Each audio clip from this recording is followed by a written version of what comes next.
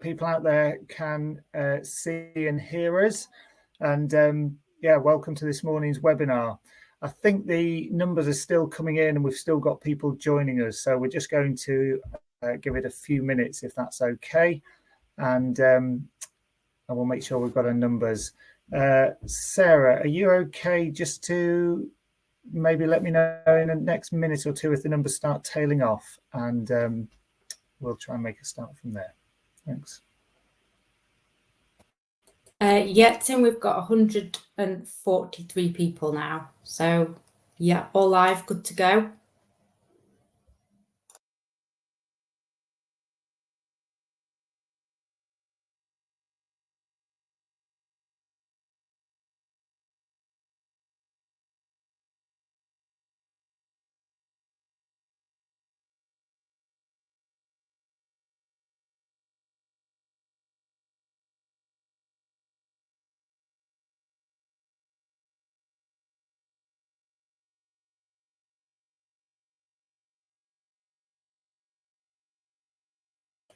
Okay, we'll make a start because it's gone past now and we've got lots to get through this morning.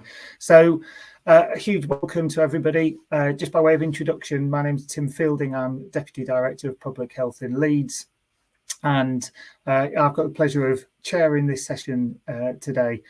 This is the third one of these webinars that we've now run. We've run one for annually now for the last couple of years, and they've been so successful. They've grown each year, and there seems to be still a real demand for them. So these are very much run as a partnership hosted by the Royal Town Planning Institute, very much with the Yorkshire and Humber Directors of Public Health. So I chair the Community of Improvement. We have a Healthy Places Community of Improvement for the Directors of Public Health in Yorkshire, and I've had this fantastic partnership now for a few years. Also really have to mention OHID, the Office of Health Improvement and Disparities, who do a huge amount of work in supporting both the COI, but also in supporting the work that goes into putting together webinars and pulling them together. A couple of housekeeping things. So the session is being recorded. There is an opportunity to ask questions. Please do ask questions of the speakers and generally. So if there is time, we'll pick them up with the speakers as we go through. But we do have a time at the end where we'll be doing a Q&A session. So you should see in the top right-hand corner of your screen that there is an opportunity. There's both a chat function and a Q&A function. Please, if you can put questions in the Q&A, we will try and keep an eye on those. We will try and get through as many of those as we can as well. If there are any problems, any challenges, please do put that in the chat and let us know. Please also note in the handout section that there is on the right, you can access the slides. They should already be uploaded that speakers will be talking to as well.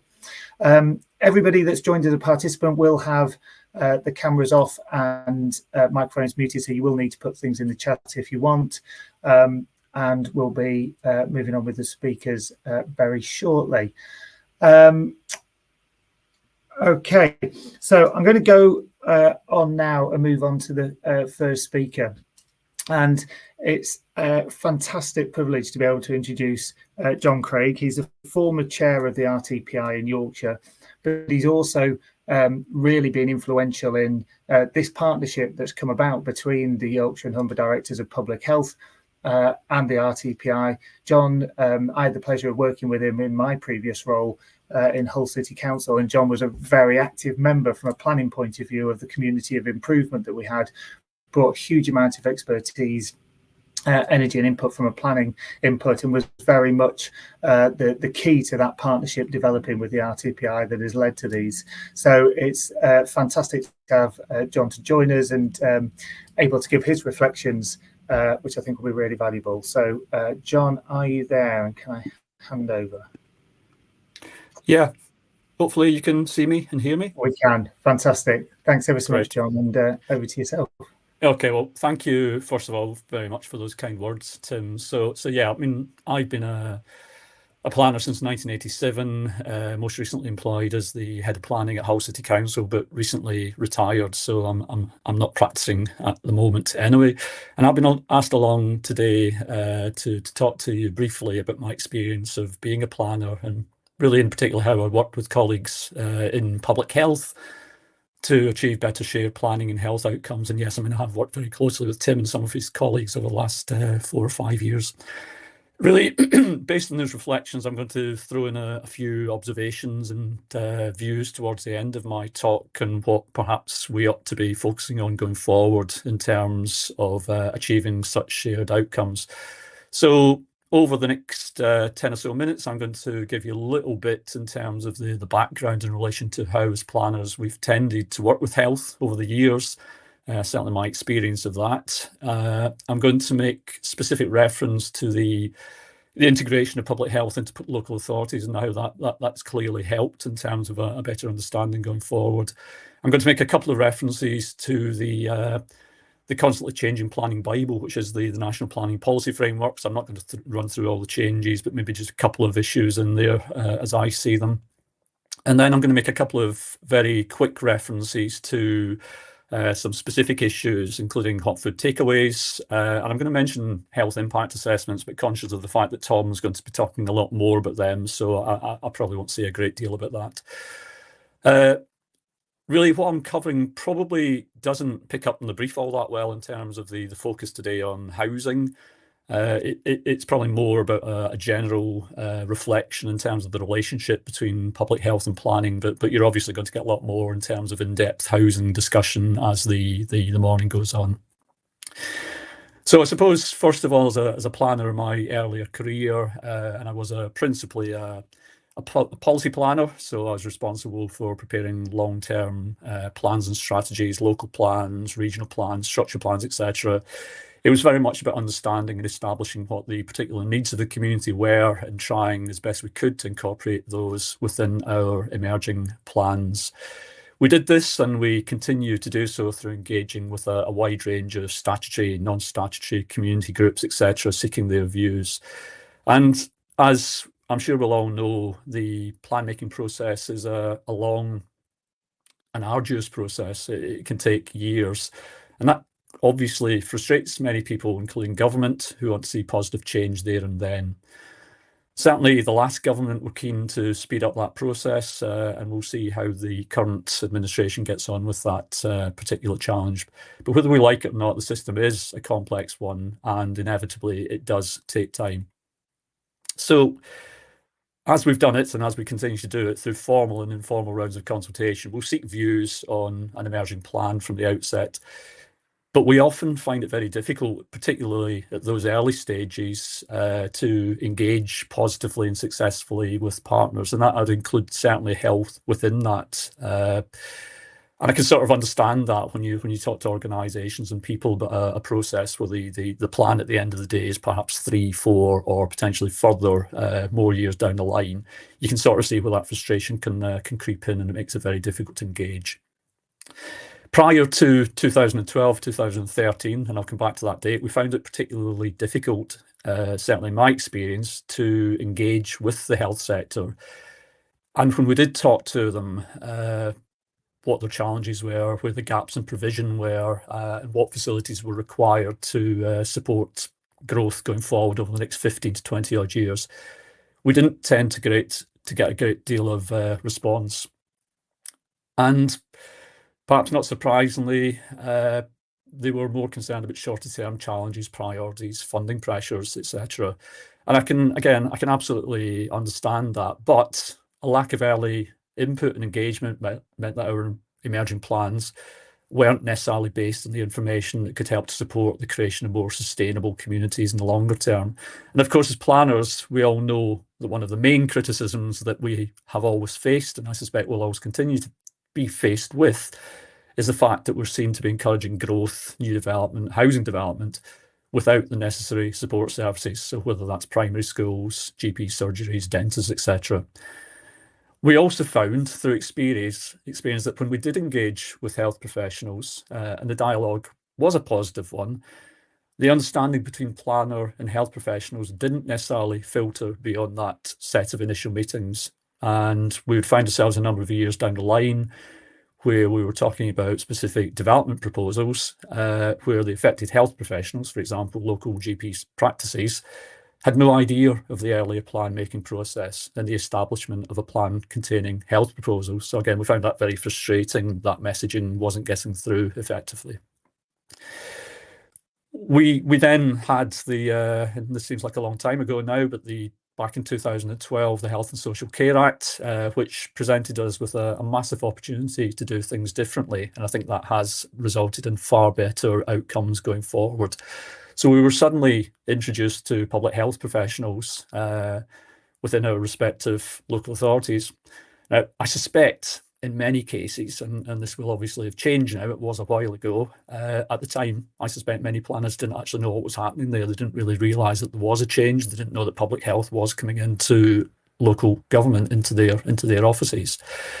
Certainly in my case, it wasn't like that. I found myself almost with immediate effect sitting around the table with our new Director of Public Health from the outset. And it didn't take too long in terms of those meetings to realise that we did actually have a lot in common in terms of what our overarching objectives were. We talked a similar language, and frankly, we had a similar set of principles and attitudes, certainly in comparison to many others within the local government family. It was also a great opportunity for us to take advantage of their knowledge of the wider health system and to make sure that we were actually talking to the right organisations and the right people, and that our plan making role was better understood by them. I think the other massive benefit that we had on the back of that, and it has taken time for this to settle and bed in properly, is that we gained access to that wide array of health evidence. What was the health of our local communities, and where were those gaps? What needed to happen to make that a better situation? I think we've still possibly got some way to go there in terms of actually fully understanding what that information is and what it means and what it can be used for, but it's there for us to use, and I think that's a massive advantage. Turning to the National Planning Policy Framework, the document that tells us how to do our plans and how to determine planning applications. Obviously, the last government were constantly fiddling with that framework, some very big changes and an ongoing procession of smaller changes. Labour, in their manifesto, have committed to, or did commit to, a major overhaul of the planning system. Nothing new there. Planning has always been seen as a bit of a political football, and I'm sure that will continue to be the case. They committed to doing that within the first 100 days of taking office. Now, they have obviously published a consultation draft of the National Planning Policy Framework, but probably, certainly as I see it, the changes are far from overwhelming. Not surprisingly, the main focus remains on how do we get more houses built on the ground. So it's all about housing growth. They've also highlighted the importance of strategic level cross-boundary planning, which is a really positive thing. They've got rid of that reference to beautiful that the Conservative government continuously tried to get into the document in more places than not. And there are other references in there of interest and value to this type of conversation in terms of looked after children, the importance of strategic health facilities, new and improved existing facilities, and references to social rented housing, which really helps in terms of the affordability type issue. And I'm sure there will be bigger and wider changes going forward. At present, however, not a great deal regarding health over and above what was already in there. So does the National Planning Policy Framework work for us in relation to health? I think it probably does, actually. It would be very easy for me to say that it should be revised to include a more explicit reference to the importance of health in our communities. But the fact of the matter is the framework inevitably has to cover a broad range of planning considerations, and health is one, albeit an important one, of a long list of matters that need to be considered in plan making and when considering planning applications. So in my opinion, it probably does cover all the things that I'd expect it to cover. If you do a basic word search for health in the framework, I think it's 30 plus references. I think it really just boils down to using it effectively, developing a clear understanding of the local area, the needs of the local communities and other stakeholders, deliverability, adequate resources, and prioritisation. So We have the toolbox, in my opinion, to create locally distinctive approaches to address specific health inequalities and generally create better, fairer and healthier places. And that's really what the planning system is all about, working positively in the public interest. And we've seen, as Tim mentioned, over the last couple of webinars that we've done over the last 2 years, some fantastic examples of what can be achieved in different areas through creative approaches, working between public health and the planners and the authority. And we are obviously going to hear more about that over the rest of today's session. So, in some respects, it's quite easy. It's about looking at these innovative approaches, taking it back to the office with you, getting on with it, and coming up with your own creative ways of dealing with such matters. And I do say that tongue in cheek, because clearly it's not as simple as that. I do obviously understand the challenges and pressures that we're all faced with in working life. Couple of references, and I think this is where I run the risk of saying things that some of the other speakers may not necessarily agree with, but I'll probably say them anyway. Hot food takeaways. At times, I think we focus a little bit too much on specific issues, and hot food takeaways is one that I probably would highlight as an example. The principle of controlling the availability of fast food is clearly a laudable one. But, and terrible pun, there are bigger fish to fry. I think we would like it as planners because, it's quite easy to implement and measure. So it's popular, but it isn't necessarily the big picture solution. And to a great extent, it's not understood by people. We find ourselves going to town trying to refuse applications for a hot food takeaway when there's one next door to or one on either side of it, and people just don't simply get that. And I think that's quite understandable that they don't get it. We may well be reducing the choice for young people, children, or whoever else to get their hot food takeaway. But doesn't that just result in those people going to the existing businesses and still buying the same type of food? So I'm not sure if it's entirely sort of thought through in terms of what the outcomes are there. And I think there are other weaknesses in terms of, similar types of foods can be sold at other outlets increasingly so, and the planning system doesn't seem to be able to control or doesn't seem to be quite as interested in those issues. So yes, planning does have a role to play, but we certainly aren't the overarching solution to that particular problem. Health impact assessments, and again, I know Tom's going to talk about this, so all I'm really going to say about health impact assessments is use them with care. My view is we can get a tremendous amount of value out of health impact assessments, but I would always suggest that you do more of that from the very outset of the process. So it's engaging, public health engaging with planners in that plan making process from the start of the wider process. Far better outcomes can be achieved by doing that. I think inevitably there will be a need for health impact assessment for certain types of application, larger applications in particular. But again, I'd suggest we try and make that as simple a process as possible. And that's very much a significant issue in those parts of the country where profitability margins are relatively low, and we run the risk of scaring off development by adding to the bureaucratic processes that we require applicants to go through. So I won't say anything else on that one. Just a few general observations, reflections and views before I finish up. I think the general one, not surprisingly, is continue to work together. I think these sessions that we do hopefully are recognised by people. The numbers seem to be going up, so I think people do get value from them. But learn, listen, take this back to the office with you and see what you can do locally to make some positive change. I think for me, a big part of it is raising awareness of the shared priorities between public health and planning. Make sure that your senior officers and in particular, really your politicians are aware of that shared agenda. I'd encourage you to take your Director of Public Health to Planning Committee, get that person to talk to committee, and Planning Committee hopefully will understand that there is a shared agenda there. I think, as I've said a couple of times, focus on plan making rather than the determination of planning applications. You need to do both, but I think the real value is getting in from the outset, recognising that it's a long way off, but get in there to make sure that you're actually influencing the policy direction that your local plan will take. Make sure that the policy is right. It's all very well having a policy in health, but it needs to be well written. It needs to be clear in what will be the criteria that are used in determining applications, and it needs to be clear in terms of what issues the applicant will need to address to satisfy that policy. And that's always going to be the starting point. If you get to the appeal situation, a planning inspector is going to be looking at those issues. They will consider the policy in front of them and how good that policy is. Don't get too hung up on specific issues. Again, I'll go back to my hot food takeaway reference. If there's a need for specific detail, fine. But otherwise, let's take a step back and look at some of the bigger picture type issues. Make sure that you have a fully evidenced approach. Make sure that you've got measurable outcomes. And again, I've made that point about the evidence that's available to us now through working closely with our public health colleagues.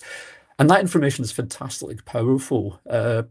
Few planners or applicants or indeed planning inspectors are really going to be in a position to be able to challenge that. But you need to make sure that you use it carefully.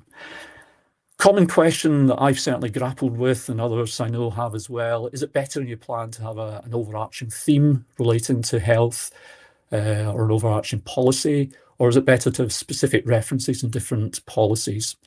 I think, in my opinion, and it is only my opinion, if health is a key challenge within your local area, then it ought to be an overarching theme and or an overarching policy.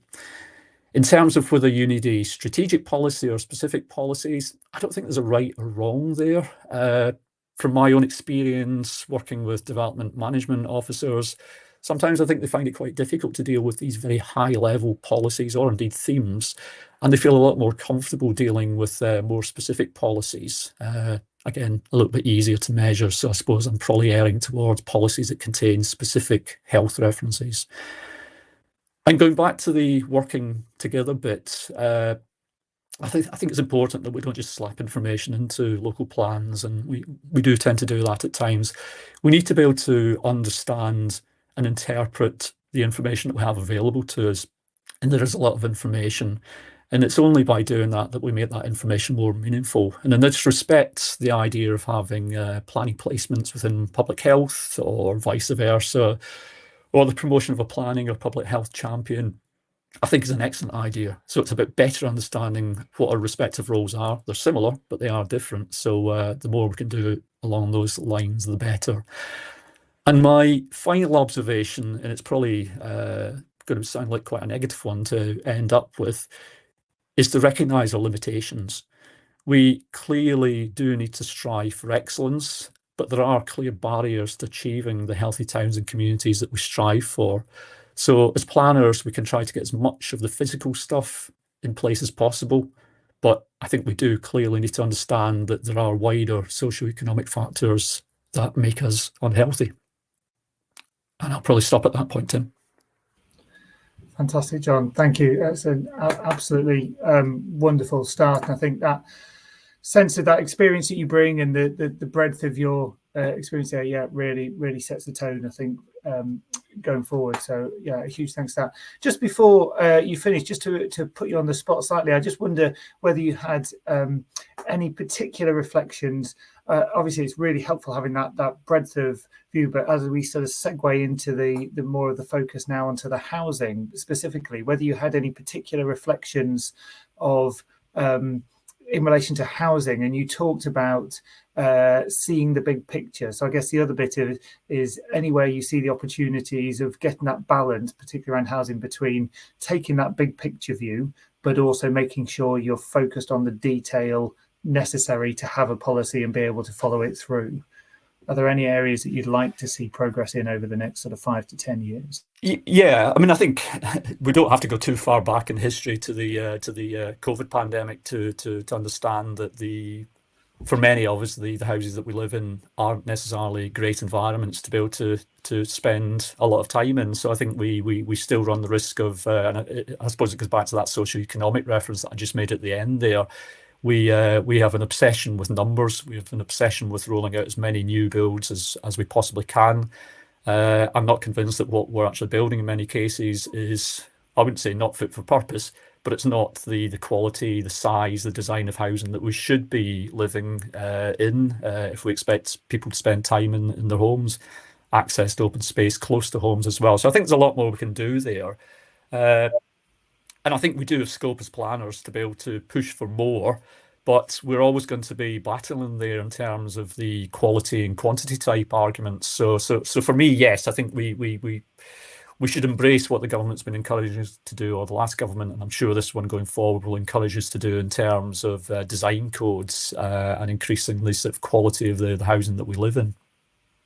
Fantastic, thank you. And I think that's a great call to action to go into the rest of the webinar, but also with that real positive message that you gave, which is, in your view, actually those tools are there, and we have the tools locally in the toolbox, and it's really about how we use them and take those opportunities and seize them working together. So yeah, thank you hugely. Okay, we're going to move swiftly on now. So on to our next speaker, who is Rebecca Fletcher. Absolute pleasure.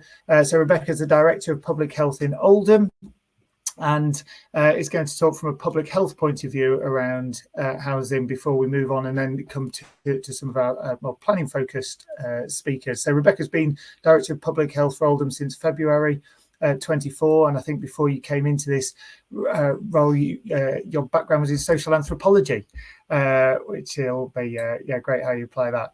And I know in addition to housing and health, you've got a range of other specialist interests, but you actually did, I think, your most recent annual Directors of Public Health report on housing in Oldham, recognising through that recognition of the impact. So over to you, Rebecca, and thank you very much.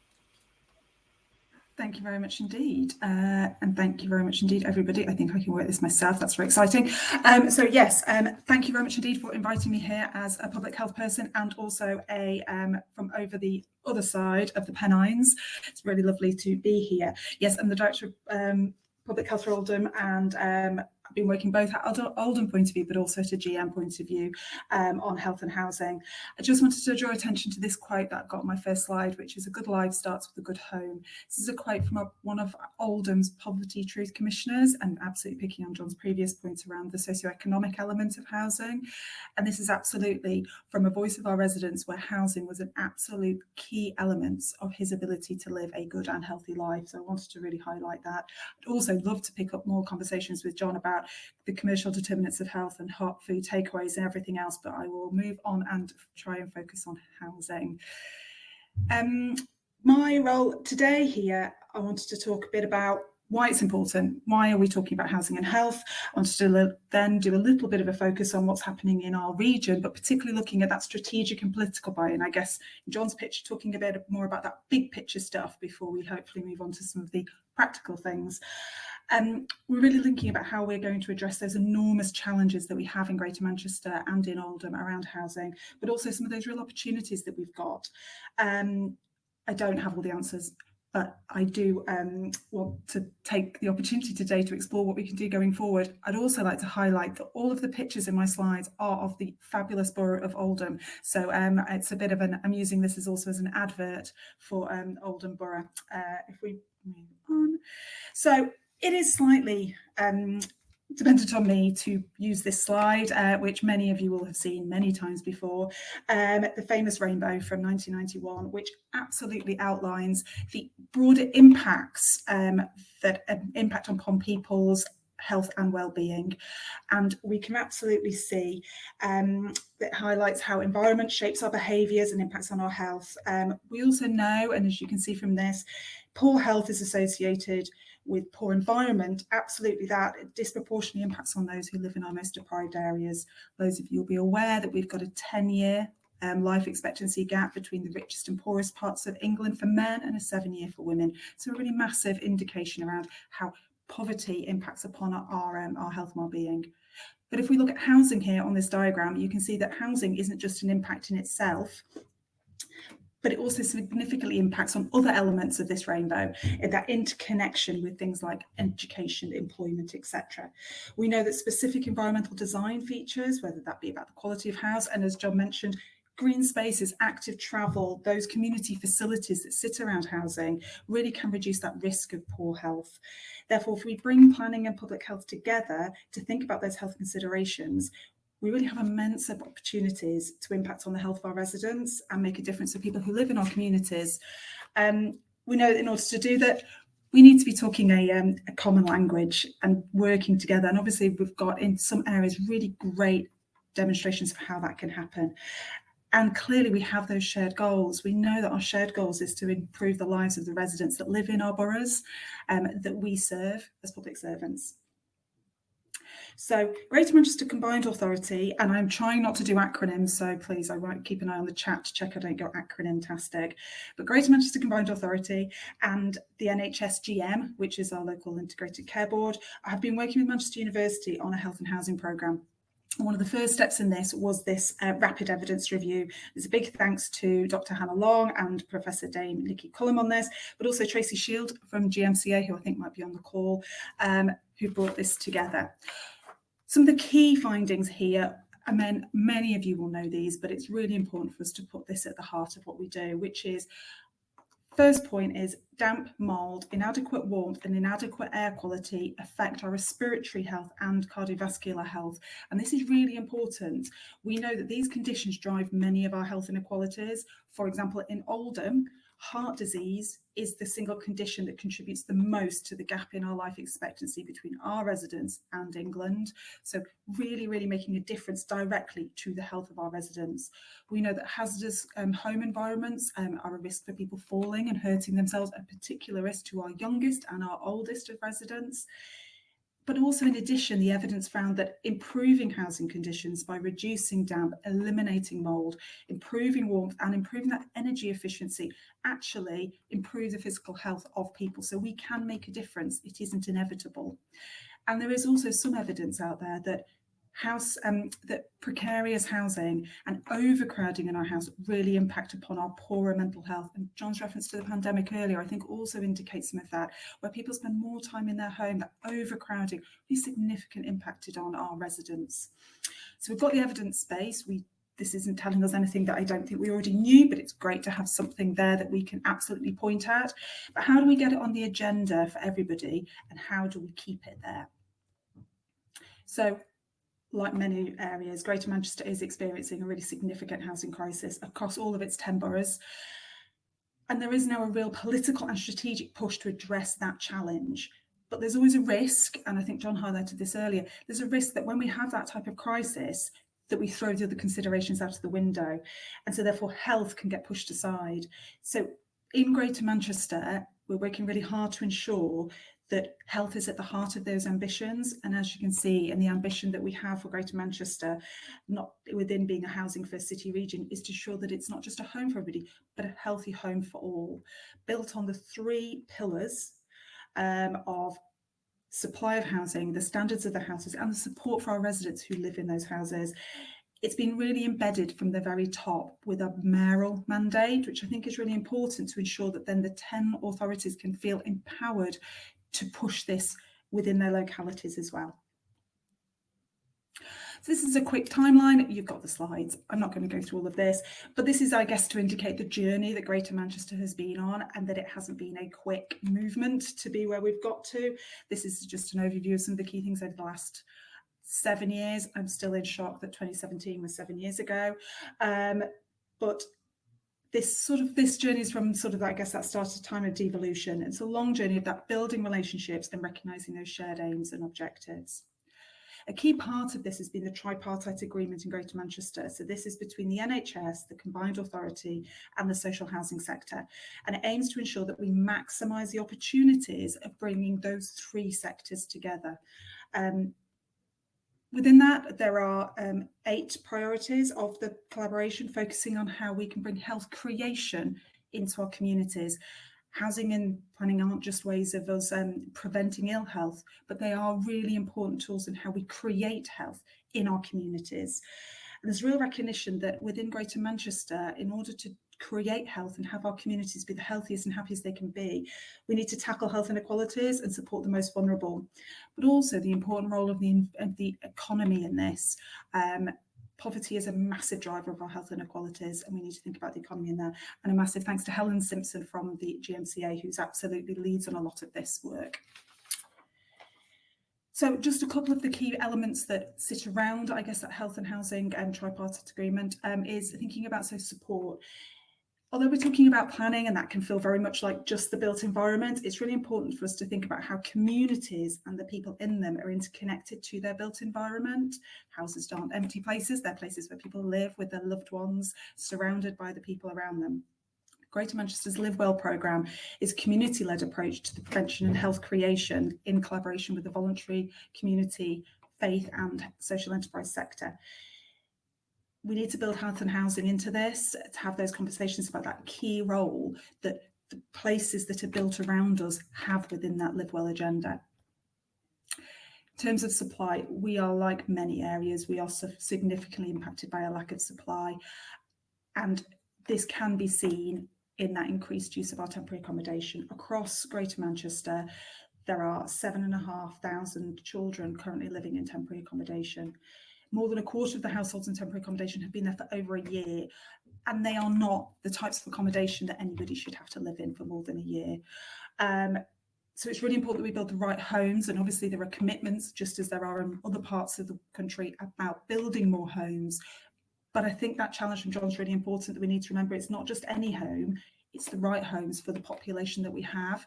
And that's really, really key for us. One of those key elements there is around that true net zero housing, recognising that affordability is not just about buying a house or paying its rent. How do you keep it warm is really important for our residents.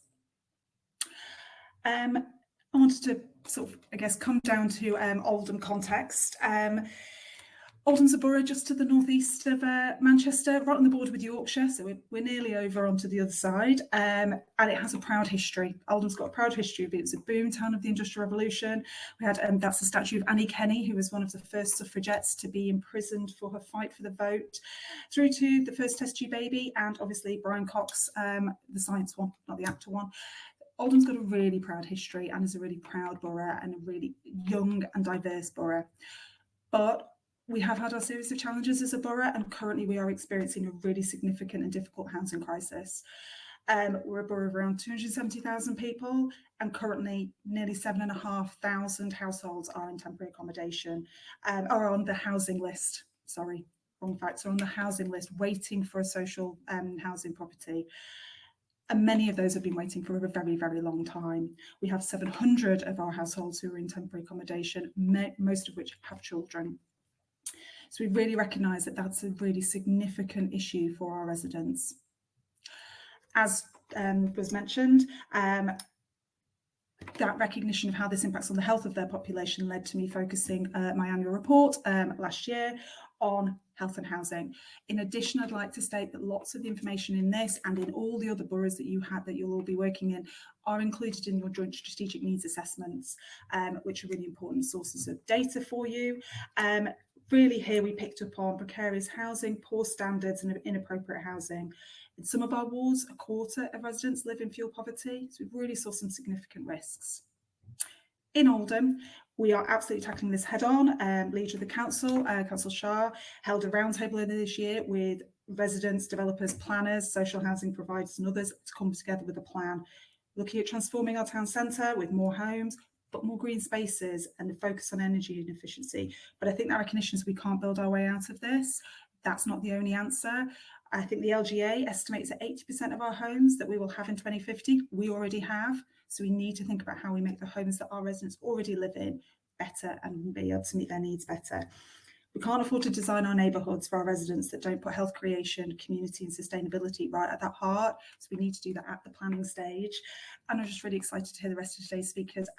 There's loads of stuff happening, which I'm hoping that from Oldham and from Greater Manchester, we can learn a lot from elsewhere as well. Thank you. I'm hoping that that was slightly what you might have been interested to hear. Thank you, Rebecca. No, I think that's fantastic. And I think you really brought home, obviously, building on, reiterating on John's points about that challenge about the need for good quality housing. But I think also really bringing that reality of what this actually means. This isn't just a hypothetical, theoretical factor. This is real people living currently, as you stressed then, in temporary accommodation, people really suffering and people really being affected on those long waiting lists. And as you really brought across, I think, really strongly that impact, particularly on children disproportionately being affected by a lot of these issues as well. And obviously that picture that you set out there in Oldham is replicated very widely. So thank you. And please do, everybody, keep the questions coming through. I've just been keeping an eye on them while Rebecca was just speaking, and we will make sure we come back to those. But I think certainly a theme, there's a few of them sort of grouped around that. How do we do this? Basically, there is that viability question. How do we do that in light of some of the reducing resources? What are those practical measures? And I think that's hopefully where we're going to also get into now, before we get to the questions with our next two speakers, around some of those practical opportunities and applications. So I'm not going to hang about. I'm going to hand now over to our next speaker, who's Tom Ellis, who's a planning consultant from Turley, who's going to be talking with us about health impact assessments, I believe. And Tom, I think you've been working in the economic service with Turley now for over 7 years in work around health impact assessments and the work. So it'll be fantastic to have the opportunity to hear your experience. So over to you. Thank you. Yep, that's right. Thanks very much, Tim. Thanks also John and Rebecca earlier for your presentation before. They're really insightful. It's nice to be here today to present to you all. As Tim said, I'm just going to talk for a few minutes about health impact assessments for new development, and hopefully just share a few ideas and reflections about how we can sort of ensure that they're meaningful exercises, mainly just based on my experience of having done them for planning applications. As Tim said, I've been working at Turley for about 7 years now, and whilst we've been preparing HIEs for quite a large percentage of that time, it's definitely something we've progressively seen more and more of. In terms of requests for HIEs from developer clients who are preparing planning applications all over the country. And that uptick, I think, is sort of largely based on planning policy requirements for health impact assessment, being included sort of as local plan policies, alternatively separately on planning application validation checklists. And just for anyone who's not aware, if a document is an application validation requirement, that just means that it's something that is obligatory for an applicant to prepare to let the application be considered by the local planning authority. And it means in those areas where HIE is a requirement, if you don't prepare one to accompany the application, then the council's officers, they can oblige you to do one, or they can make you redo what's been submitted already if it doesn't meet their standards. And so the growing prominence of health impact assessment is obviously encouraging development, especially just considering the fantastic summary that Rebecca just gave of the importance of making sure that housing environments promote health and well-being. We want to make sure that the new homes we're building today are designing in health and well-being for the next 50, 60 years and beyond. It's also important, though, to make sure that HIEs are sort of a worthwhile exercise and do fulfil an actual purpose and not just a tick box exercise. That can sometimes be a criticism of them. And so just to do a very quick run through of national policy, that's been one of the sort of drivers of getting HIEs into local policy. And apologies to those joining from sort of Scotland, Wales, Northern Ireland. It's a bit English-centric, this, I think, for just it's the area that I'm most familiar with. And John's actually already given a great summary earlier, so I won't dwell too long. But as John said, the NPPF, National Planning Policy Framework, it does have health and wellbeing as one of its core principles, the contributor to sustainable development. It's supported by planning practice guidance, and its healthy and safe communities section does highlight, obviously, that decisions in plan making should consider health, both in terms of securing the facilities needed, so things GP facilities, hospitals, obviously, but also creating environments that support and encourage health and well-being. And these principles have been reflected in planning policies requiring health impact assessments for new developments within a reasonable number of local plans over the past few years, the ones that have been adopted. Perhaps not enough of them. For example, I've read some interesting research that's been published recently, which found that just under 40% of local plans nationally include some sort of policy requirement for health impact assessment. So now that I think it's around 38% figure is a helpful benchmark, shows that HIE policies should probably be in a lot more local plans than they are currently. It potentially doesn't tell quite the whole story, though. As I'm aware of quite a few local authorities that maybe don't currently include HIE requirements as a policy in the local plan, but do have them as a validation checklist requirement, with a view to including them as a local plan policy once a new one is produced in subsequent years. So I understand that's the case for Hull City, for example. I hope I'm not wrong in this one. I'm sure John will correct me if I am. But I understand that Hull has HIE on the validation checklist and then points applicants towards a dedicated sort of supplementary planning document that provides some further guidance on expectations and requirements for health impact assessment. And so whilst maybe around half of local planning authorities have some sort of HIE requirement for planning applications, what's actually requested for developers to do to fulfil these requirements varies quite differently from area to area. And that's probably where there's an opportunity for health impact assessments to sort of help embed health and wellbeing into developments from an earlier stage as possible. For example, it can be really helpful if policies or guidance, for example, in land local plan policy or in supplementary planning documents, are as detailed as possible and as what they expect for an from an HIE for different types of development. So, for example, for housing or commercial uses, or for different scales of development. So, maybe a stepped approach in terms of number of homes or total square meters of commercial space. And that type of guidance, providing sort of setting out sort of an early stage as possible, can really help in making sure that HIEs are focused on addressing the most important health and wellbeing issues in terms of a particular proposal or in terms of the local environment in which they're going to be situated. So that could be making sure that sort of the housing design types and tenures that could be delivered are suitable in terms of meeting local needs, or making sure that suitable links are made to local active travel infrastructure, or they respond to, in some way, to particular deprivation issues, such as access to employment, education and skills, other social infrastructure, healthcare facilities, particularly, potentially. And that was probably form the basis of my main recommendation to those from the public sector side who are looking to make HIEs meaningful and not that sort of tick box exercise. And that's defining as clearly as possible, as early as possible, on as many of the following points as possible. And so it's things like, in what circumstances does an HIE need to be prepared? So for what size and type of proposal are necessary, and should always sort of be a proportionate approach depending on the size and type of scheme. And what should the process be overall? What steps need to be followed to actually do the HIE? And then linked to this, what methodologies should inform the health impact assessment? And should that be different again for the different size and types of schemes, or different locations that could impact potentially different groups or communities? And I'll come on to that. These types of options in a second. And also, what public bodies should be engaged and when? So planning officers, public health, GP practices, local communities as well. And at what stage of the scheme? So as early as possible is recommended, I think, is always what I'd say to that. And there are a lot of sort of HIE frameworks and methodologies out there that can help. They potentially lend themselves to different scales and types of development. I've just identified a few there in the slides. So first on the left there, you've got the NHS Healthy Urban Development Unit Rapid Health Impact Assessment Tool. That's often seen as sort of the standard approach for perhaps smaller schemes, or maybe larger schemes where you're trying to identify sort of key health impacts at an early stage. And then in the middle there, you've got the Wales Health Impact Assessment Support Unit guidance. The support unit is part of Public Health Wales, but it's definitely recognised as like a sort of high quality, robust framework, and I know it's relied upon by a lot of local authorities in other areas of the UK, sort of definitely districts like South Hertfordshire, South Cambridgeshire. So it's not Wales specific, is what I'm saying, and it could definitely be applied robustly in any geography, really. And then on the right, just some guidance by Doncaster Council there, as just an example of a local authority that sets out their HIE guidance directly, just to make sure that it responds well to local needs and priorities. So there are benefits of using each of these, just depending on the planning proposal in question, but most HIE methodologies are similar in that they should all be based on a robust baseline analysis that helps identify first what local health and wellbeing issues are.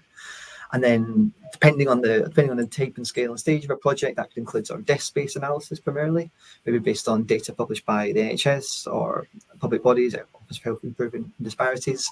But it could also, for larger schemes particularly, maybe include stakeholder engagement, particularly public health teams, GP practices, communities, as I said before. And so the baseline analysis, it could help you identify the groups as well whose health and wellbeing can most be at risk or most vulnerable in the local area, and especially in the context of new development. So examples of these groups there are shown on the right hand side of the slide, and that's just covering different ages, incomes, social disadvantages and discrimination, and geography or built environment factors that all influence a person's wellbeing, as Rebecca touched on earlier.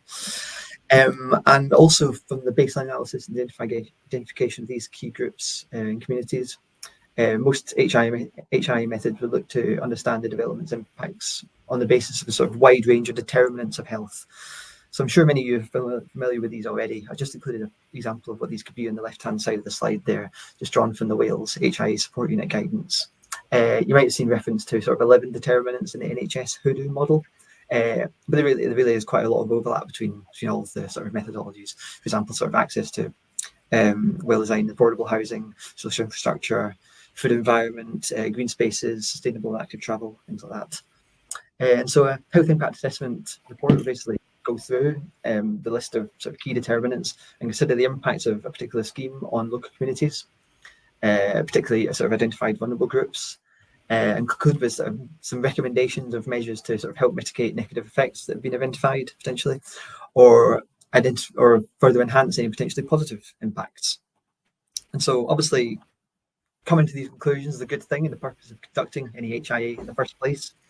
And so that's one of my other sort of main pieces of advice, really. And that's just to make sure that recommendations made in a health impact assessment are accompanied by some sort of monitoring framework that sets out a timeline and responsibilities for making sure that these recommendations are taken forward throughout the planning process and then actually implemented once the development is built out. And so in these slides here, I've just set out an example sort of monitoring framework for a housing scheme. This is just an example of the conclusions of a desk-based or rapid HIA for housing development that's maybe been submitted in outline, so not been detailed in full. And so you can see we've got a number of sort of different health indicators or determinants on the left-hand side, so housing, physical activity, healthy food environment, air quality, economy, education and skills, access to services, look at local natural green spaces, things like that. And then the list of recommendations sort of down the middle, so each one relating to a particular determinant of health. And then obviously got the stage at which it's important to make sure that is being implemented and done as part of the scheme. So whether that's at the sort of reserve matters detailed application stage, whether you're moving into the construction stage and actually how it's being delivered on the site, and then operational once it's fully sort of built out and occupied. And as the proposal gets more and more detailed, these recommendations can be sort of better defined for potentially a larger scheme and sort of in consultation with the sort of relevant stakeholders. So an HIA could almost become like a sort of living document that tracks the ways in which health and wellbeing outcomes can be maximised by a scheme over time. So just very quickly to run through a few case studies of local authorities where I've worked and found that the approach to health impact assessment was sort of quite good. And so first, South Cambridgeshire has a sort of a tiered approach to local plan policy by sort of scale of scheme. And so you can see under point B of the policy there, so for developments under 100 homes, they do require that sort of rapid health impact assessment, for example, using the NHS Hoodoo tool. But then point A shows that schemes larger than 100 homes require what they're calling a full health impact assessment. And they have a planning officer specialising in health and wellbeing at the council. And having consulted them in the past, they recommend using that Wales HIA support unit guidance for the full HIA. Then moving on to Oxfordshire and Hertfordshire. These two counties probably have quite similar approaches to health impact assessment, in that the county public health team produce guidance setting out expectations of health impact assessments for applicants. Both are very engaged Healthy Places teams within public health, who provide feedback to the local authorities on all health impact assessment reports submitted to them for planning proposals. And in my experience, the Healthy Places teams are always very available to discuss the approach proposed for HIAs at the outset and throughout the process, and in the context of a specific scheme or the local area in which they're going to be delivered into. And last but not least, I realise the other areas I've identified are all in the south of England, so definitely good to have a northern example in here. I think Doncaster is a good example of an area with a sort of comprehensive local plan strategic health policy to see, and then under which point F relates specifically to health impact assessment. And that's then accompanied by a bespoke sort of screening tool produced by the council, where you can sort of identify whether you need to do a health impact assessment for your type and scale of scheme. And then bespoke templates for health impact assessment, also produced by the council for different types of scheme that just align with the council's priorities for health and wellbeing. And you can also see that the screening tool, it makes it obligatory for any scheme to produce a HIA if it's located in one of the more deprived areas of Doncaster, as shown on the map there. So overall, it's quite a good way of providing applicants with a degree of certainty about the process at every step of the way, and also making sure that the health impact assessment that's conducted does respond sort of directly to local needs and priorities. And so, finally, just to summarise, I think the main 3 points that I'd say are most important to take away is that applicants and consultants need to identify any health impact assessment requirements at an early stage and engage with the LPA and other stakeholders as early as possible. And when in doing so, hopefully if you're engaging first and foremost with the case officer, they can hopefully point you to the correct contacts within public health. Then the second one, the local plan policies and validation checklists, SPDs, however it's done, should set out the HIRA requirements in as much detail as possible, and that these should be based on local context, identified needs and issues, and be proportionate to the type and scale of the proposals. And then thirdly and finally, that HIE conclusions need to designate responsibility for actually implementing the recommended mitigation and enhancement measures to make sure they're actually taken forward into the scheme as it is delivered, to make sure that those health and wellbeing benefits come to fruition, and that potentially sort of adverse effects are effectively sort of mitigated and designed out to give us that health and sort of health promoting environment as much as possible. So that's everything from myself. Thanks very much, everyone, for listening. I'll hand you back to Tim. Fantastic. Okay, thank you ever so much, Tom. Yeah, wonderful and great to have that experience. And yeah, really good to hear those examples. Nice to hear those case studies at the end. And I think you also picked up on something which I know there's at least 2 questions about in there, which was about the monitoring framework bit. So something we'll hopefully get in for the Q&A bit, which is they're all well and good, but how to really evaluate them, understand the impact of them, and make sure that they're actually really applied in practice. So yeah, really helpful to have that in. So we're going to move swiftly on now to our final speaker before we go over to questions.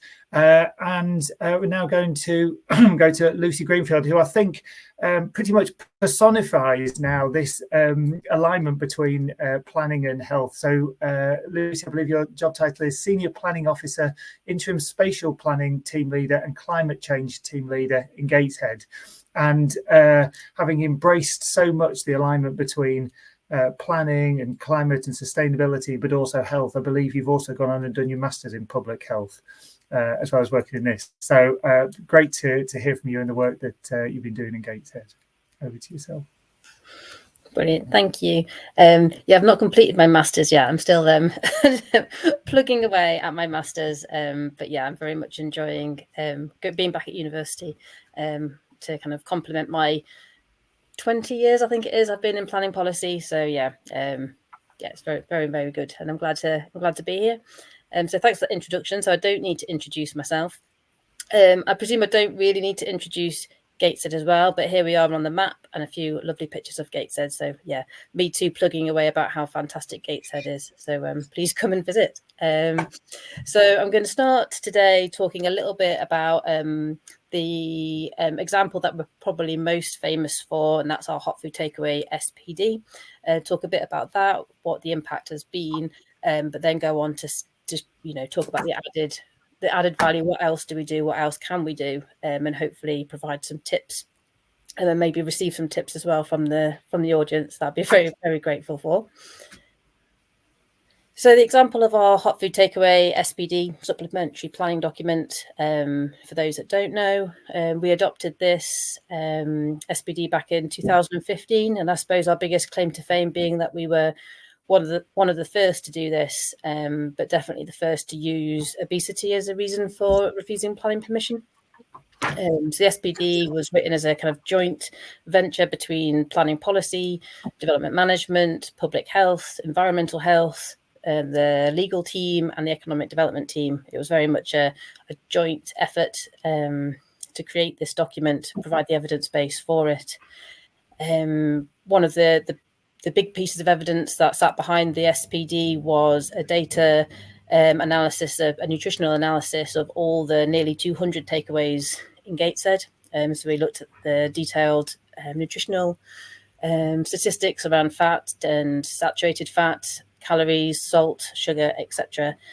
And obviously you can imagine the results of that were that our takeaways were indeed extremely unhealthy. and in some cases provided 100% of the recommended daily intake for fat and saturated fat for our residents. In addition to that, we have a very high proportion of takeaways in Gateshead.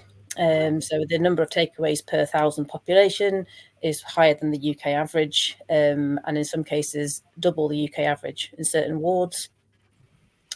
And we also had a commitment to healthy weight in Gateshead. So this commitment was a very ambitious target of wanting to have less than 10% obesity in Year 6 children. And this was arrived from being ambitious enough to want to be the best in the country in terms of obesity, and we were nowhere near that, and still are not anywhere near that, but that was a commitment we had as a whole council.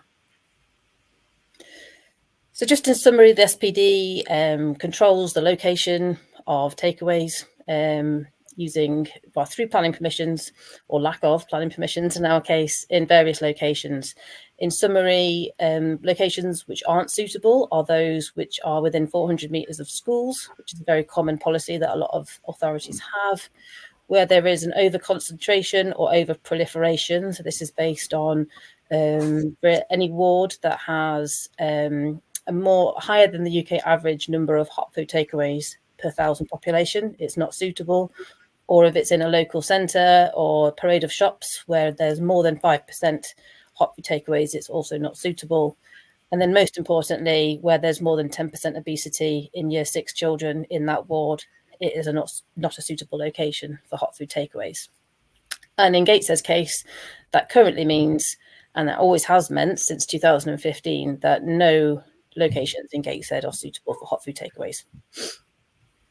And this wasn't the intention when we wrote the SPD, just to point that out. We hadn't intended that we would have essentially a blanket ban, but that's what has come out of the evidence-based decision process to establish where is suitable, and it turns out that nowhere is suitable. So in a summary, in terms of what that has meant, since this is a graph showing 5-year period before the SPD was adopted and a 5-year period after the SPD was adopted. So for the 5 years before, we had over 30 planning permissions for hot food takeaways. And in the 5 years after, there was 2, and that was only kind of those 2 were a hangover from just after the SPD was adopted. So following 2016, we've had 0 approvals for hot food takeaways in Gateshead. And then in terms of appeals, we've been had 100% success rate. So it was 50-50 before the SPD was adopted, and since the SPD was adopted, in those 5 years, we were successful at 4 appeals, and now I think there's been roughly 10 appeals, and we've been successful at all of those, including at least 1 multinational company as well. So we're successful at all appeals, which is obviously very good news. So in terms of outcomes, so we've had 100% success rate in refusing applications.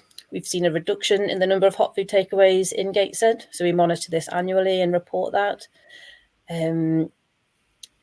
We've seen a reduction in the number of applications coming through. So obviously applicants realise that there's not much point in applying for a hot food takeaway in Gateshead. And we've also had new evidence coming out. So Lancaster University recently published a paper, which is this article here from the BBC reporting on that, which shows that the SPD seems to have had a direct impact on obesity rates in Gateshead, which is obviously fantastic news. So in terms of lessons learned from the SPD point of view, as I said, you need to work with all relevant departments. It was very much a multi-department, cross-council effort to provide the evidence base for the SPD, for writing the SPD, for fighting appeals, for dealing with the applications, and for engaging with the public and with applicants on this. It's a multi-departmental effort and continues to be. You should think outside the box and try something new. So as I said, we were one of the first to do this. We didn't really have anyone to follow. So we created our own SPD essentially from scratch and fortunately, we've been able to share that learning with others as we've gone on. But yeah, always try to think of what else we can do, what's new, and don't just rely on what's already been done, because there's always something else that can be done. Have a good set of evidence. I mean, planners love evidence, obviously, but it needs to be the right evidence. It needs to be robust. It needs to be relevant. We need it to be watertight. So that's why we have the legal team nitpicking for us and questioning all of our evidence to make sure that it is the right evidence for the right document. So yeah, we're very, very lucky to have that engagement with the legal team. Political desire is needed. So in our case for the SPD, it was councillors who had requested that the policy was created to do something about the over-proliferation of takeaways in the first place. So we had that political support, and that's really helped in terms of developing the SPD, but also continuing with the approach. And then the final lesson is, I suppose, don't stop at takeaways. I mean, it's already been said by John that it's all well and good that planners can restrict hot food takeaways, and we can do that really well and really effectively and have fabulous outcomes. But this is only one tiny element of what planning can do. So we shouldn't just rest on our laurels, have an SPD, and then think, oh, well, we've done our job. There's obviously a lot more that we can do. So I'm going to talk a little bit about what we're doing now and where we're moving to in the future in Gateshead. So we've got a new local plan that is being underway at the moment. It's going to be joint with Newcastle again. And we consulted on the new local plan, the very first stage, very early stages, just recently. And I suppose a bit of a win and an example of how health is embedded in the minds of people in planning policy and in planners now, very much so. And I've got a quote here, and I can't remember who said this, so I can't cite them. If somebody knows, please tell me. But apparently culture eats policy for breakfast. So we have had policies for a long time around health, but I feel now it's part of our culture. And an example of that is health now is theme 1 in our local plan going forward. So historically, and lots of other local plans have housing or economy as their first theme. The first policies are on those areas. But in Gateshead now we've got health and healthy and active communities as theme number 1. So I consider that a little bit of a win. So I was very pleased with that. And we also use health as a cross-cutting theme throughout all of our policies. So even though it is a theme in itself, and we're going to have policies that are very much directly health focused, we recognise that health fits into pretty much every other single policy in the local plan. So health fits into housing, it fits into transport, it fits into employment. So we need to kind of recognise that not only do we have health policies, health is throughout. Another interesting thing that we found, we did during consultation, we asked residents and our statutory consultees what we thought were the most important themes that we needed to look at in the local plan, and health came out as the 4th most important theme, which we thought was really interesting. So it's not just us that thinks that health is important. Our communities and our consultees also think that health is important and should be embedded in the local plan. We are looking at health impact assessment. So this is a health impact assessment of our local plan, and we've done that for our previous iterations of our local plan, but also health impact assessments on planning applications, and trying to create this robust policy, which we've never had an overarching health impact assessment policy. And as it's been discussed, we really want to have one that's effective, that is asking for HIAs in the right circumstances for the right types of development, not just a blanket tick box exercise. And we've got the evidence now to look at it by ward. So for each ward within Gateshead, what are the specific health inequalities that are occurring in that ward, and that being the focus for that HIA in that ward for that development, rather than just a generic one for the whole of Gateshead, and certainly not a generic one for the whole of the country. It needs to be very focused and purposeful. And we're also looking at the co-benefits of climate change and health, because obviously I have a climate change hat as well as a planning one and a health one. So whenever we talk about climate change, and within our climate change strategy, we always talk about the co-benefits, and they're often health. So for example, if we're reducing our carbon emissions by encouraging active travel, that reduces those carbon emissions, but also benefits mental health, physical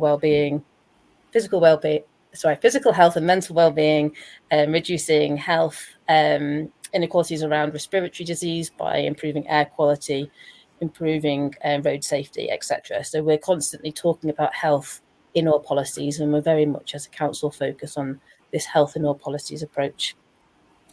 And then finally, we're also looking at integrated impact assessment. So when we're looking at any policy plan and project throughout the council, we're looking at health, but also inequalities and climate change and poverty all in one place. And we're making a robust assessment on the impact on all of those areas in all areas of the council, which I think is really important. And that's me. Thank you. Thank you ever so much, Lucy. That was fantastic to hear the work you're doing there. And yes, I know not that some of those examples are not strictly related to housing, but absolutely fascinating to hear the origins, having been involved in some of the hot food takeaway work over the years, and hearing the sort of origins of that work in Gateshead, but how actually based on that evidence it got taken through to its natural conclusion of there not being any, and I can only imagine the challenge that some of that might have imposed to sort of hold that line and follow that through to its natural consequence. So very, very impressive work. We're now bang on time, I'm glad to say. So if I can ask all of the speakers to turn their cameras back on, if that's okay, we will now go straight into some of the questions. So what I've tried to do is just sort of grouped the questions, so I'm not going to aim them particularly at any one person, and I'm hoping is Tom still with us as well. I can't see, is he just not showing on my screen? Fantastic. But I will sort of put them out, and please we'll see who wants to contribute. The first one I want to talk about is one that's actually maybe a bit unusual for some of the planning focus, because it's about private sector housing. So for people coming in to obviously work with housing, one of the biggest challenges in terms of health areas is private sector housing. So we've had a couple of questions. One was about how can health partners and public health work collaboratively with housing sector around private, particularly the private sector with growing instability, and somebody else asking about data points around a health needs assessment. So I was interested, particularly I guess from the planning point of view, how you view challenges around because obviously planning is generally about building houses, not so much for the particular sector of private rental or social rental necessarily. But over to yourselves. Does anybody want to come in on that? I can. I'd be interested, John. How that applies for yourselves, how you sort of view that lens of private rental sector from a planning perspective. So it's specifically the private rented sector we're talking about, and obviously that's the area where there are sort of particular challenges there in terms of often, not exclusively, but often sort of real problems in terms of quality of housing. I think for me, it's about talking to the right people again. I think this has been a really useful session, but arguably we could have a follow-up session here if we're talking about planning, public health, housing. We really need to involve our sort of private sector housing colleagues from councils. We really need to involve our environmental health colleagues to get that sort of full sort of spread of inputs there. But yeah, I mean, I think that's a simple one for me. We probably need to think beyond that. I mean, that's looking at the local government sort of family of relevant organisations. But I suspect locally there will be examples where we have effective forums where the private landlords are involved. I think in my experience, notoriously difficult to deal with in terms of changing behaviours and changing what they're essentially there to do. But I think there's certainly value in having that open discussion with them in terms of what can we do as local authorities to work positively with them to support their business, but to make sure that we actually get some benefits for the people who are living in that accommodation. And I just wanted to come in from an Oldham point of view. I think it is a significant challenge. In our latest data, we know that the highest levels of dissatisfaction are in those in our private rented, often the most vulnerable particularly in terms of standards, etc. So we see some really significant risks. There's obviously selective licensing, I think, is a really interesting element, and the potential broadening out of that as an opportunity to implement standards within private rented. But the residents feeling disempowered or feel very nervous about reporting particularly standards and poor standards in private renting. So private rented to me feels like some of the biggest risk when it comes to health and well-being within our communities, because they're often more precarious, more likely to have impacts on health. So I think in terms of opportunities, talking to private rented that do a good job is really important to help us understand some of the levers that we have. But I do really strongly think that selective licensing is a really important route for us to use around standards in private rented. And can I just add to that? I think I agree with Rebecca, and at Gateshead, the selected licensing, we're consulting on expanding that process, and we selected the areas in which to do that in those which are suffering the most health inequalities. So that was the evidence we used. We focus on those particular areas, and that's a good way to do it. So using health inequalities as the justification for having that licensing in certain areas. Yeah, and I can certainly echo that from Leeds. That's exactly what's currently happening in Leeds as well around that. So yeah, I would echo that. Okay, moving swiftly on. There was also a couple of questions which were, I think, very closely linked. So do the speakers know of any successful partnerships between planning, public health and healthcare, for example, integrated care boards or health trusts, particularly around Section 106 agreements and health? And the other one was, do the speakers have any recommendations for establishing a process for developing developer contributions in a way that responds to changes over the planned period? So again, I'm interested, does somebody want to, well, in fact, does somebody want to just clarify the 106 contributions? And I'm going to leave a planning colleague to do that. Do Lucy or John, are you? I mean, I can say I'm not an expert on Section 106 agreements in general, but in terms of how you implement this through time, you don't have to use the evidence base at the time that the local plan was adopted in terms of requiring Section 106 contributions during the planning application process. So like essentially 106 contributions are sort of infrastructure contributions, aren't they, from developers that then are required to allocate as part of the process of them undertaking large developments. Yeah. So the requirements that are needed to make the development acceptable. So it's not just a wish list, it's things that would otherwise mean that the development was not acceptable. So for example, if there was a need for additional healthcare provision, then you could ask for contributions towards that, but you need to have that evidence base in there, and that you know that development is contributing to that need, not that it already existed. So yeah, I wouldn't particularly add anything further to that other than the fact that there's a finite pot of funding available associated with development, and this is all about prioritization. So if you've got that strong evidence base and the political will to say that there should be a focus on using Section 106 funding to support health outcomes, then that's fine. But I think in many cases that's always going to be quite difficult, because there's always going to be sort of political priorities there that are probably going to be higher up the list. I'm not saying that's right or wrong, but I think it's a tough challenge from the outset to be able to get that list. And of course, the government is continuing to talk about how it's going to deal with developer contributions, whether it's continuation of Section 106 or community infrastructure levy. So I think it's still a bit of a moving area. And any top tips from any of you about the approach in the whole issue of 106 and the negotiations and trying to influence that at all? But Rebecca, do you want to come in on that? I don't have any top tips. Nobody lets me negotiate with anybody, but very helpful that you described what it was. I think everyone else in this call knows what they are, but it's helpful for public health persons to have it outlined.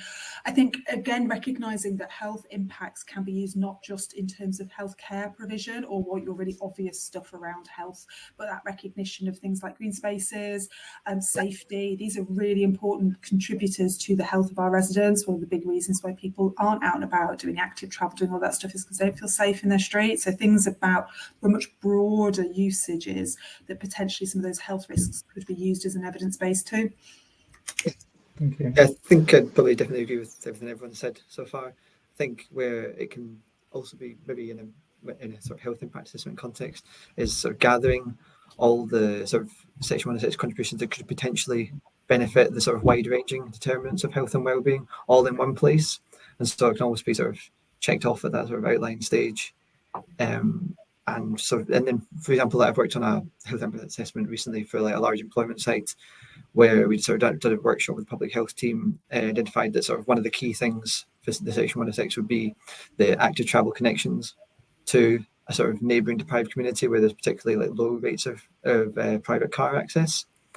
And so we're able to, that would be something that wouldn't have come out at that sort of early stage of the application if we hadn't done that sort of stage. And so that's then ended up in the health impact assessment, and then it's hopefully will get taken forward into the Section 106 when it's at that stage. So Fantastic, thank you, Tom.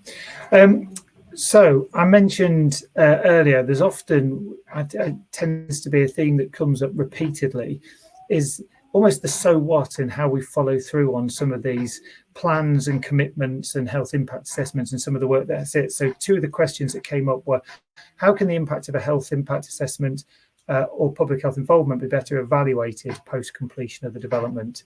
And similarly, we have a health impact assessment policy in our local plan in Northumberland and a healthy planning checklist in our validation checklist. We've done training with planners. We're getting more and more HIAs completed. We have some excellent HIAs completed, developers responding to feedback. But how do we translate that into action conditions and monitoring, essentially avoiding it otherwise just becoming a good HIA? So any experience or recommendations or suggestions people have about how to really nail some of this down and identify what actually is happening and isn't, and try and maximise that? Tom, were you going to comment, and then Lucy, I think? Yeah, sure. No, I think it's good questions. It sounds like a sort of good and robust approach been taken in Northumberland in that example. I think it's probably agree that sort of sometimes sort of HIA has limitations in that respect, and maybe sort of limited teeth in that way. It's probably important to recognise like sort of a proportionate approach to the scale of scheme, and so if its health impact is not if adverse health effect hasn't been identified, then it can be sort of left there. Or but also an interesting one maybe for larger schemes that are going to have the biggest impact can maybe sort of setting up like an HIA steering group at the outset. That's one of the recommendations in the Wales Health Impact Assessment Support Unit guidance. So that can maybe involve like representations from the developer, planning officers, public health, and depending on like the specific impacts or communities impacted, so it could be like local GP practices, communities, and they could be sort of that could help identify what the sort of those key health sort of potential health impacts in the areas are, and then make sure that that steering group is kept together at every stage of the process. And so just to keep discussing and making sure that the scheme is sort of responding to those sort of key issues in the best way possible, I think. Yeah, my message was similar to Tom's, and it was around ensuring it's an iterative process and that it's not something that is done at planning application stage. It's preferably done way before that stage. It's done pre-app, it's done even before then. So the recommendations from the HIA are part of the application. It's not a condition that gets tagged on at the end. It's integrated in the process, and it's fully part of the process, and involves community engagement as well. So they have their community voice, and the local residents know about it, know what's meant to be in it, and they can also be part of the monitoring process. They can shout up when things haven't happened, and going forward. And like I said in my presentation, that it's locally specific, that it's specific to that individual ward and the specific health needs and health inequalities of that location. So it's as locationally specific as possible, and therefore relevant. Fantastic, thank you both. And I'm just going to try and squeeze in the last sort of chunk of questions were similar. So the first one was considering the government's determination to build all the new 1.5 million new homes, how to ensure these homes are healthy and appropriate for those that need housing and not just large profit creators for developers. Secondly, planning and public health are operating on a fraction of the budget and workforce we were, so how do we maximise what we can be achieved to improve health through planning on this budget? And the last one linked was about the question around viability. So viability is likely to be more challenging where there are poorer areas of health. So how do we ensure that good design and active are seen as essential to proposals rather than nice to haves and get watered down because of viability concerns? So I just wondered if there was any final thoughts in the last few minutes that people had really about that, going back to that sort of broad theme of the workshop about how to really ensure that we're getting that good design at the heart in those new homes that are being built. I can really quickly say from my point of view, I think there's an awful lot about ensuring that particularly all elected members and that very strategic level understand the costs to our communities of not getting it right, and making sure that we get that buy-in at all of those layers, because I think there's an awful lot of that idea of that actually the health impacts and the broader impacts are very rapid, and they're very, very sort of costly to our communities. So there is something about getting that confidence at that level and that strategic buy-in to that, because otherwise it is just well, that would be nice, but it's not nice. It's actually, in Oldham, the healthy life expectancy for men is under 57. So if that's where people are becoming poorly, our economy isn't going to be able to go forward. So it's that recognition of good health in our communities isn't nice to have. It is absolutely essential for our communities to achieve it, particularly where we're looking at poor health and not enough money. Thank you. And any other final comments? No. Okay. I'm very, very conscious of time and the need to make sure that we do bring this to an end ahead of time. A huge thank you to all of our speakers. I think it's been a really great range of input that we've had from, you can see the sort of range and breadth of people's background and context that they've brought to this and experience. So I think it really does just show, as has already been mentioned, I think there's an endless range of other partners and groups and sectors that we could engage in this, and we'll certainly go away. One of the things that I would stress, though, is please do take any ideas and follow up. There will be an evaluation that pops up as soon as this webinar closes. Please do evaluate. Please complete it. Please be honest about that. But please do include any thoughts and ideas that people want to go forward with any future sessions that you'd like to see, and anything else that's in there. I've certainly found it really useful. The last thing that I'd like to do before we finish is also just give a huge thank you to some of those that have been really instrumental in putting this together. So I mentioned that this has been very much a partnership. Sarah Richardson from the RTPI, particular mention for a huge amount of the work that's done to pull this together, but also Karen Horrocks, Steve Morton and Claire Matthews from the Office of Health Improvement and Disparities, who've again done a huge amount of working on behalf of the Directors of Public Health across the 3 regions in the north of England to also jointly pull this together. And again, just a huge thanks to our speakers. So without any further ado, I will bring the webinar to a close and thank you all very much. And please do spend these last 2 minutes completing your evaluation. It will be greatly appreciated. And thanks for all your time. Right.